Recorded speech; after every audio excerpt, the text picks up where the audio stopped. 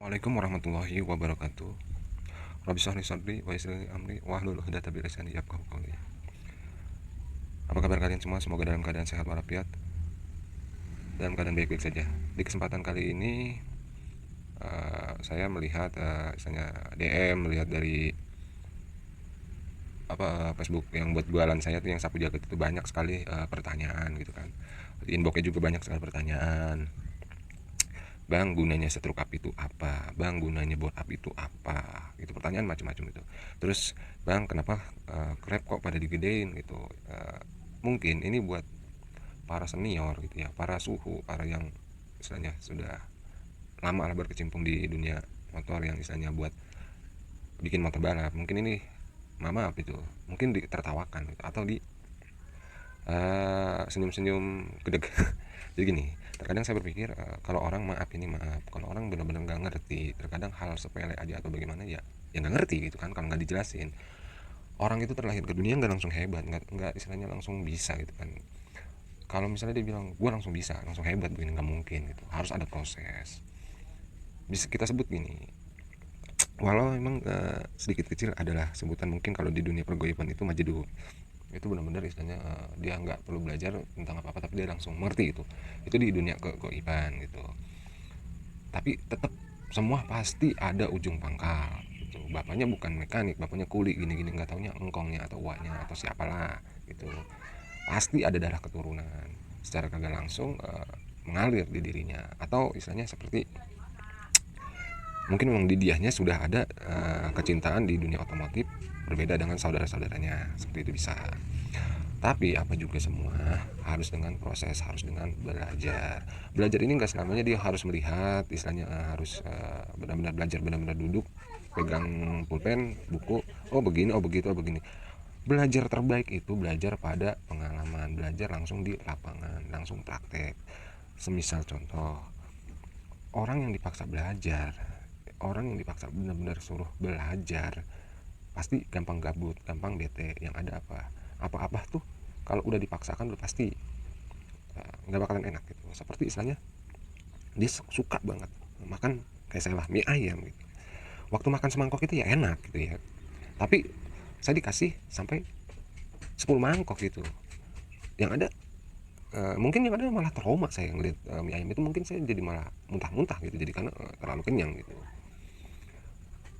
Jadi belajar yang bagus itu, yang baik itu ya langsung ke pokok masalah atau ke praktek, itu lebih baik gitu. Tapi emang ada dasaran cinta di hatinya gitu, suka gitu.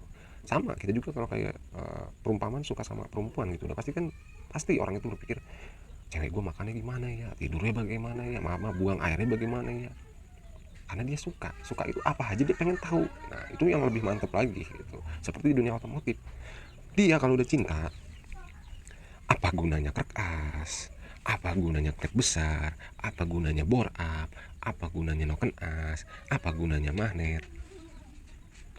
Berpikir jauh, oh udah tahu tugas si kerkas ini dia sebagai torak, oh seher ini sebagai si pabrik kompresi lah istilahnya, sebagai pita lah istilahnya.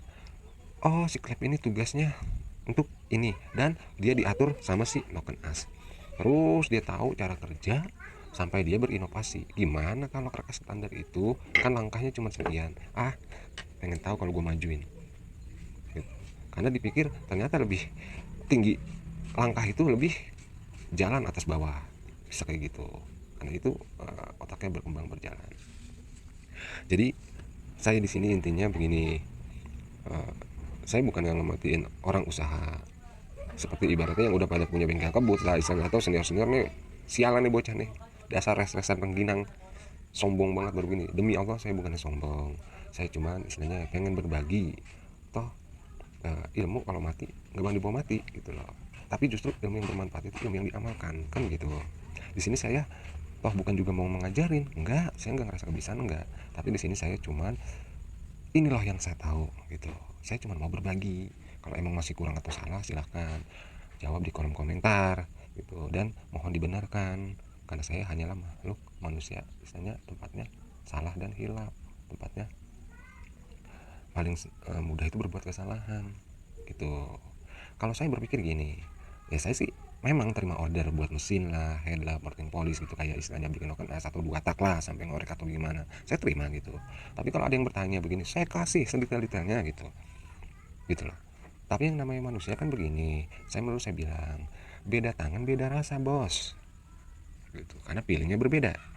Dulu saya pernah jelaskan seperti orang membuat nasi goreng, disediakan bumbu sama persis, telurnya satu, bawang merahnya dua, bawang putihnya satu, semua dibikin sama, tapi cara mengolahnya berbeda. Ada yang benar-benar minyaknya dipanasin terlalu panas, ada yang minyaknya setengah panas, bumbu sudah masuk, ada yang juga malah telur duluan yang masuk. Justru malah pernah juga ada yang main ekstrim, beda, nasi dulu masuk. Entah, itu kan caranya. Nah, apakah rasanya sama? Beda bos, gitu loh. Atau mungkin dia lebih wah lagi dengan nasi sekian, dengan bumbu sekian, ini kurang, paling enggak nih bumbu harus nambah, sedangkan bumbu nggak ada lagi, ya udah nasi yang dikurangin. Itu kan sudah istilahnya eksperimen, itu udah inovasi, itu kan udah pegangan dia, itulah ciri khas dia. Oh, dia bikin motor begini, dia melulu pasti suaranya kayak gini, dia melulu bisa pakai karbu gede, begini beginilah istilahnya, dia melulu selalu begini. Nah, itu udah kemampuan dia gitu, dan dia selalu pengapian pakai ini, mungkin seperti itu gitu loh. Oke, intinya di sini saya mau membuat part demi part, apa gunanya crank as, apa gunanya noken as, apa gunanya seher, kenapa di bore up, kenapa di stroke up, kenapa rasio dirubah-rubah, gimana, kenapa juga karbu itu diganti yang besar gitu, apa faedahnya, apa gunanya, kenapa gear belakang gear depan diganti gitu. Oke, saya tunggu responnya, nanti saya pasti berjalan perlahan. Makanya saya mohon di sini dukungan subscribe-nya biar channel saya ini cepat tembus, biar saya lebih semangat lagi membuat konten-kontennya, biar kita bisa lebih mudah lah untuk berkomunikasinya. Oke, sampai di sini dulu, nanti langsung ke pokok masalahnya, langsung ke setiap part saya jelasin.